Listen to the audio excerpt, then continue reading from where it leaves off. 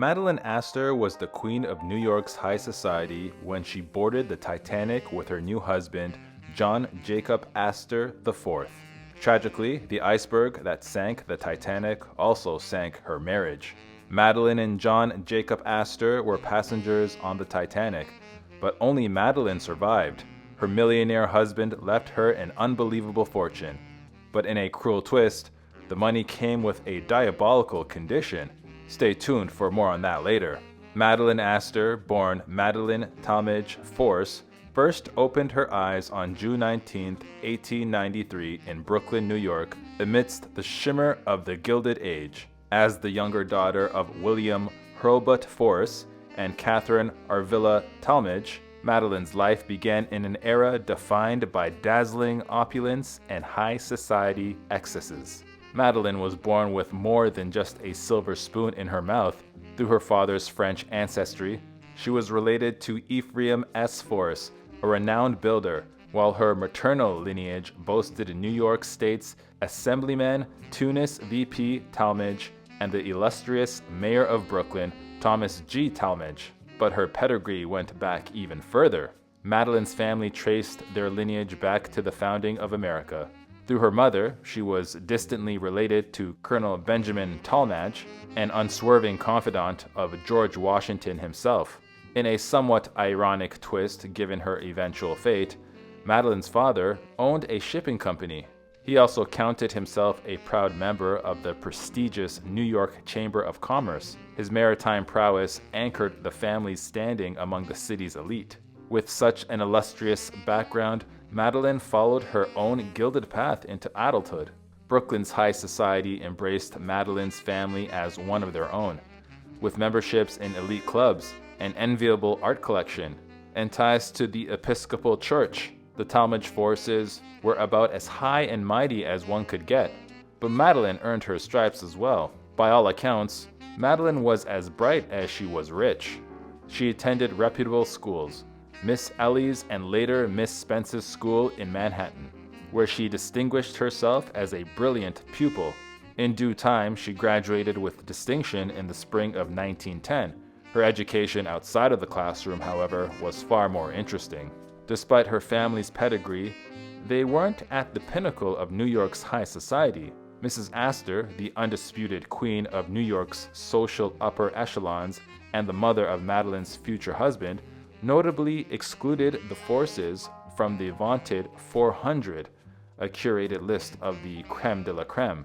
Even so, they hung around the right circles. While Madeline's family might not have qualified for Mrs. Astor's 400 list, they certainly lived like the top 1% of the top 1%. Madeline spent her summers amid the cool breezes, scenic beauty, and minted millionaires of Bar Harbor, Maine. Pretty soon, she would be all anyone could talk about. On December 22, 1910, Madeline made her official grand entrance into New York society.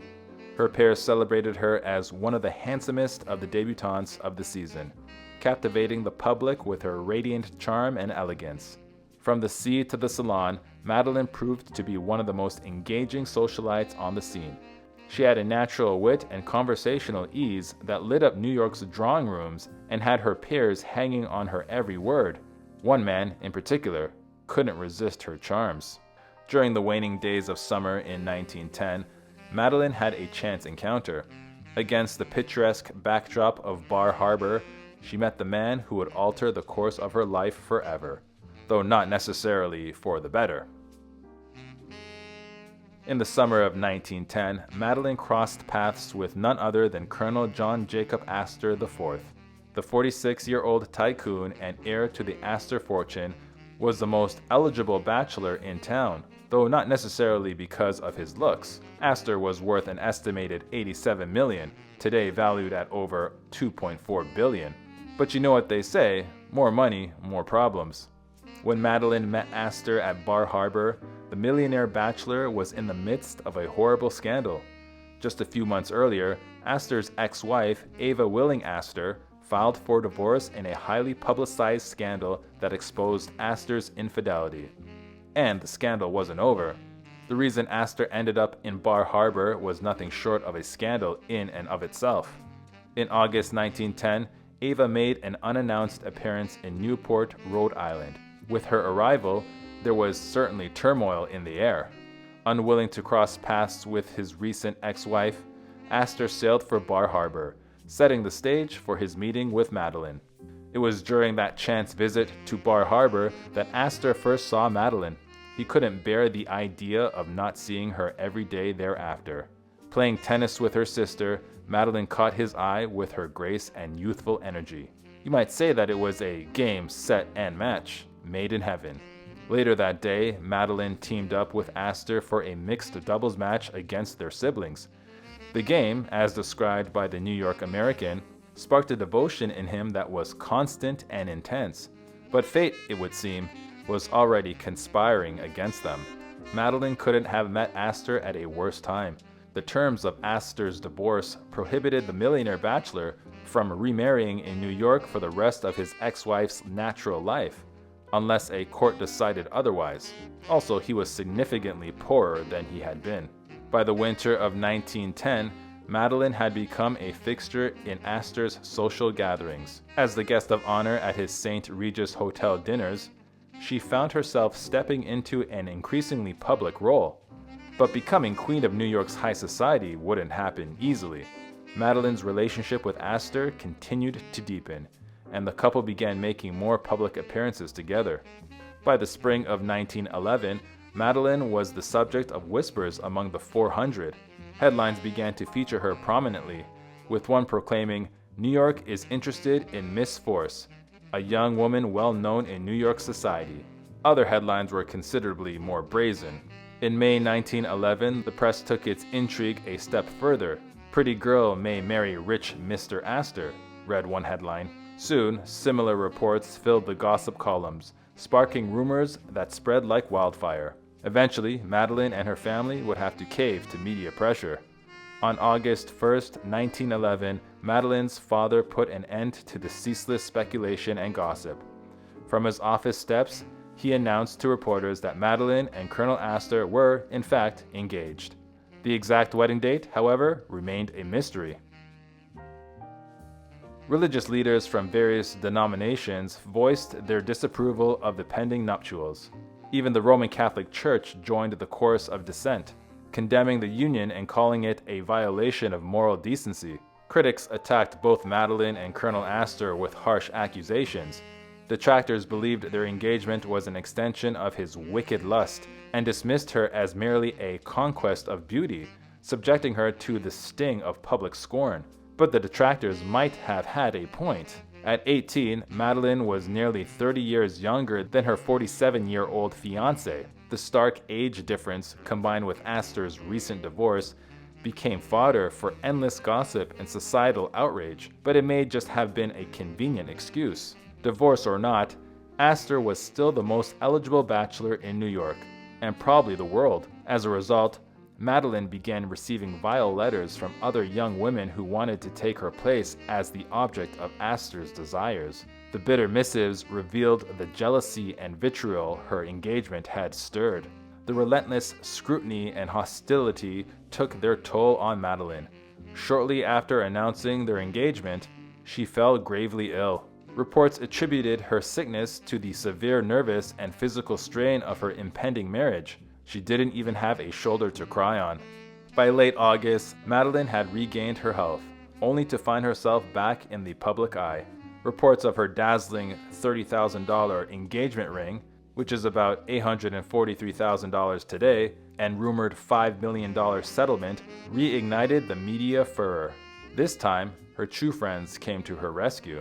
Amid the uproar and accusations of gold digging, Madeline's real friends rushed to her defense. They insisted that the couple was a true love match, rejecting claims of opportunism or lust. With their nuptials quickly approaching, Madeline and Astor struggled to find a clergyman to officiate the proceedings. Many pastors refused outright, and rumors began swirling that Astor was offering bribes, with one Presbyterian minister reportedly receiving a $20,000 offer to perform the ceremony. In the end, a Congregationalist pastor named Reverend Joseph Lambert agreed to perform the ceremony. The date of Madeline and Astor's wedding was September 10, 1911. The happy couple exchanged vows at Beechwood, his magnificent oceanside estate in Newport, Rhode Island. The ceremony, though intimate, marked the culmination of months of speculation and drama. Reverend Lambert, who officiated Madeline's wedding, may have not been the upstanding man she had hoped. He later refused to discuss any potential financial arrangements between himself and Astor, stating it was nobody's business. Still, rumors swirled that he received $2,000 for the ceremony, a sum equivalent to $56,000 today. There may have been an early omen that their union was already ill-fated. Undeterred by the scandal surrounding Lambert, Madeline and Astor set off on a luxurious honeymoon. They started in Rhinecliff on the Hudson in New York before journeying to Bermuda. Their next destination was even more exotic. The couple announced plans to visit Egypt, with the intention of traveling to the Nile by January 1912. While exploring Egypt, Madeline and her husband joined Margaret Molly Brown, a bold socialite with her own controversial reputation. The meeting of these two women would gain haunting significance in the months to come. After their time in Egypt, Madeline and Astor toured Europe before embarking on the RMS Titanic at Cherbourg, France. They traveled with a select party, including her adorable dog Kitty and a private nurse. She was, after all, baking one in the oven. Early on in her honeymoon, Madeline had become pregnant, requiring constant care. By the time she boarded the Titanic, she was already 4 months along and already showing a small bump. Suffice to say, comfort aboard the ship was one of her highest priorities. On the night of April 14, 1912, Madeline had retired to her cabin when the Titanic began its tragic story, striking an iceberg at 11:40 p.m. Unaware of the looming disaster, she slept as the great ship began to falter. She would get a rude awakening. It was Astor who first sensed the danger. Waking from his own slumber, he woke Madeline, urging her to dress quickly. Leaving her to prepare, he set off to find Captain Edward Smith and assess the situation. What he learned was terrifying. When Colonel Astor returned to their quarters, Madeline noticed his grave expression. Though he assured her there was no danger, she couldn't ignore the weight behind his words. The Titanic had struck an iceberg. Amid the chaos on deck, Madeline later recalled her husband as the calmest man aboard the Titanic.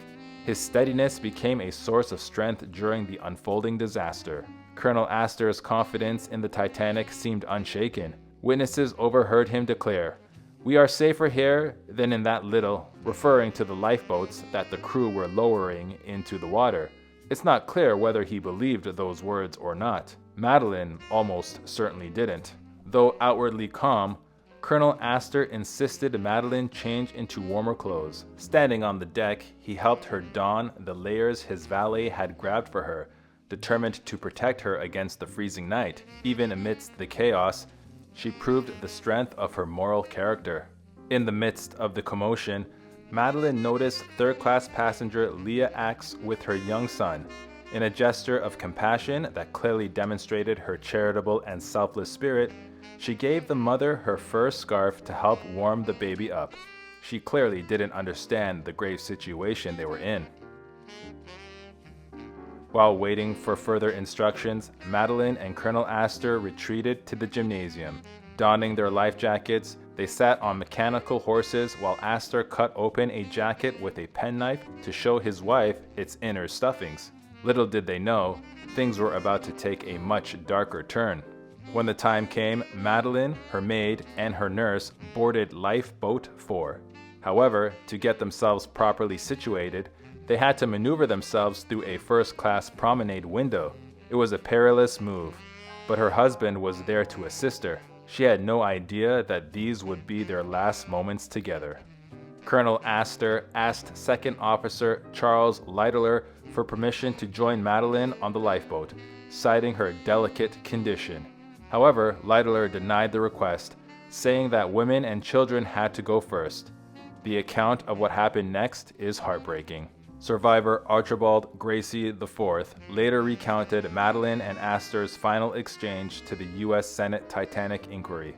He described Colonel Astor's composure, recalling his plea to accompany her, and more chillingly, his final words of reassurance to his pregnant 18-year-old wife. As the crew lowered Lifeboat 4 into the frigid sea below the sinking ship, Colonel Astor called out to Madeline, "The sea is calm, and you will be all right. You are in good hands, and I will meet you in the morning." Sadly, these would be the last words she ever heard from him.